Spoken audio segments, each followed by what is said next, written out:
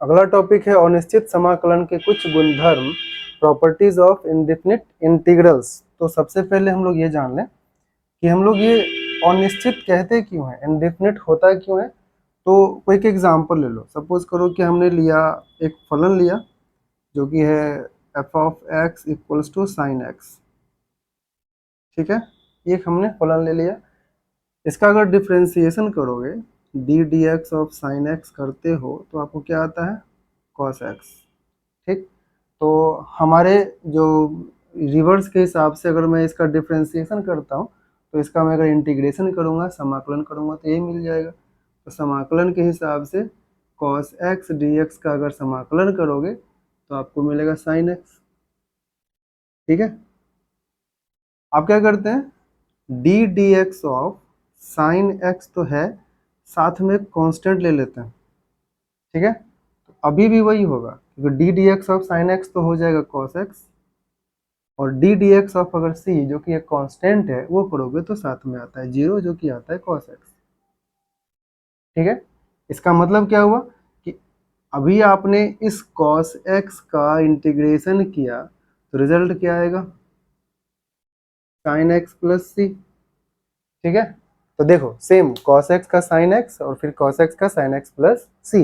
अब अगर c का वैल्यू बदलते जाओ, c का वैल्यू जितना बदलोगे cos x यानी cos x का इंटीग्रेशन उतना अधिक होगा, उतना बदलते चला जाएगा। मतलब कोई फिक्स नहीं है, बदलते हुए c के हिसाब से cos x का जो इंटीग्रेशन है वो अलग अलग होता जाएगा। मतलब इन्फिनाइट नंबर्स ऑफ इसके इंटीग्रेशन हो सकते हैं, इसीलिए हम लोग क्या कहते हैं इसको अनिश्चित समाकलन, कोई लिमिट नहीं है। Property indefinite integrals.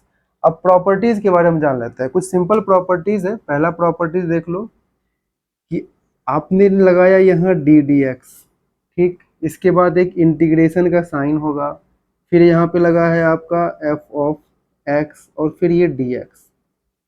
ठीक है, अगर दोनों ही साइन है, ये डिफ्रेंसिएशन का भी है और समाकलन का भी है, अवकलन और समाकलन का भी है, तो ये दोनों कैंसिल आउट हो जाएगा, सिर्फ और सिर्फ आपके पास बचेगा F of x.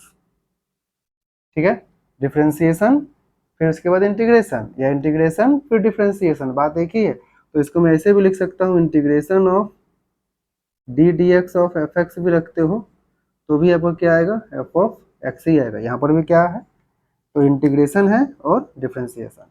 Second property की अगर बात करें, अगर किसी फंक्शन यानी फलन के साथ कोई कांस्टेंट मल्टीप्लाइड हो, उसका अगर समाकलन करोगे तो कांस्टेंट को बाहर कर देना है और बाकी का समाकलन करना है। ठीक है, थर्ड प्रॉपर्टी क्या है, अगर कोई दो फंक्शन ऐड किया हुआ है यानी कि f1x dx और प्लस f2x dx, ठीक है, तो मैं पहले ही लग कर दिया, इस तरह से होगा f1x प्लस f2x dx। अगर इस तरह से दो फंक्शन ऐड अप है ना, एक f1 है और एक f2 है, इसको जब इंटीग्रेट करना चाहोगे तो दोनों को अलग अलग कर देना है, यानी कि f1x dx हो जाएगा और फिर इंटीग्रेशन ऑफ f2x dx हो जाएगा। ठीक है, इस तरह से हम लोग इस तीनों प्रॉपर्टीज का आगे जितना भी प्रॉब्लम सॉल्व करेंगे इसका बहुत सारा इस्तेमाल होने वाला है, तो ये सब चीज़ें ध्यान देने वाली हैं।